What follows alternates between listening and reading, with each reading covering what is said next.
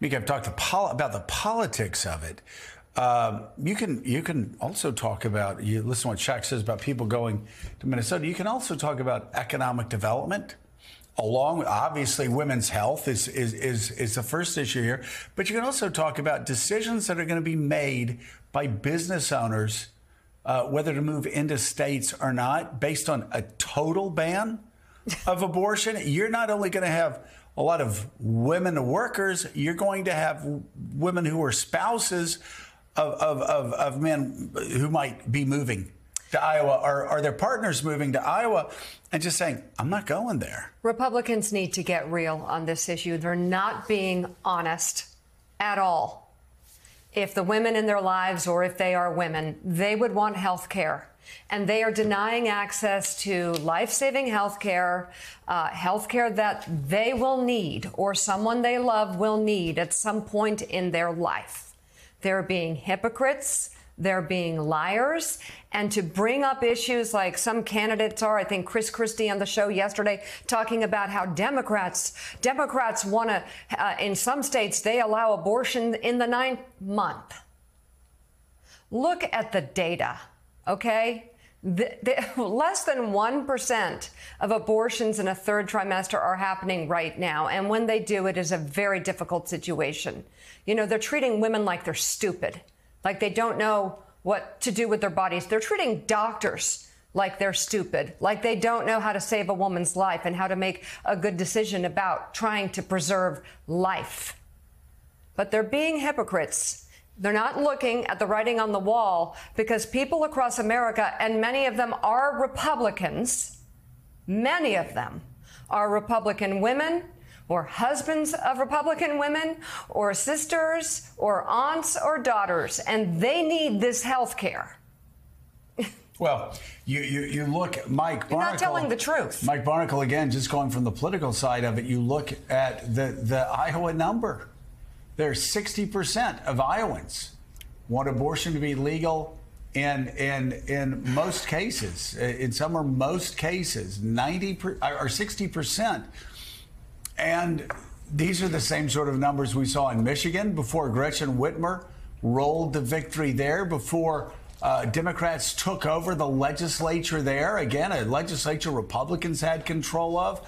Those are the same numbers that we saw in Wisconsin before a Supreme Court race that Republicans and Democrats said was the most important election in years on the state level. And yet, again, these legislators keep putting their heads down and going to the House floor saying things like, if you don't want a baby, if a woman doesn't want to have a baby, well, then don't have sex. Wonder what his advice is to the man who actually had something to do with that as well. So, the obliviousness of these people and the consequences that are going they're going to face politically, it's all breathtaking. You know, Joe, we are talking once again about one of the more pivotal moments in public life for everyone, whether or not a woman has an abortion. It's been going on for decades, and it continues. And it's incredible that one political party in many states continues to go back at it in terms of offending women by taking the government and putting them not only into their bedrooms, but into their doctor's offices.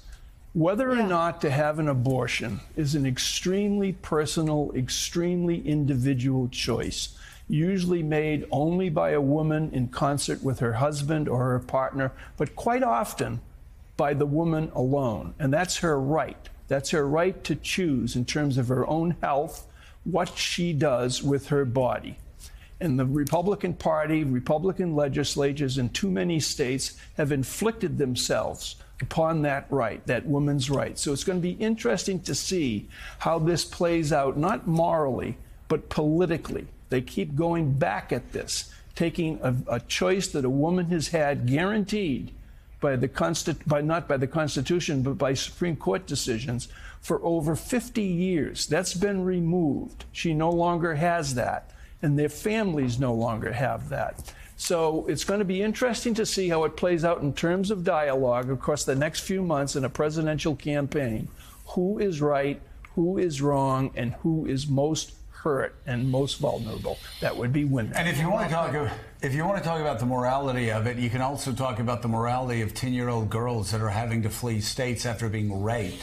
You can talk about people being victims of incest, young girls victims of incest that are going to be forced to have abortions. You can talk about women who are having to make horrible decisions, trying to figure out what they're going to do. Becoming sterilized because they were forced right. to give birth to a baby that was not going to survive. Yeah, and just one horror story after another, just women suffering. You can work on that. And morality. So if you want to talk about morality there, again, you can talk about that morality and you can have that debate. But I will say, especially for my church, for the evangelical church, it's kind of remarkable that the Baptist church and evangelicals were pro-choice until 1980. Pro-choice until 1980. And now they're claiming it is the cornerstone of a Christian faith. It's just not biblical. All right. So if we want to talk about morality, we can talk about morality. But I think this is more about political expediency. I really do. When there is no room for a discussion in Iowa or in other places. And again, in Ohio, 10-year-old girls are fleeing states after being raped because the state is going to compel them to have a forced birth.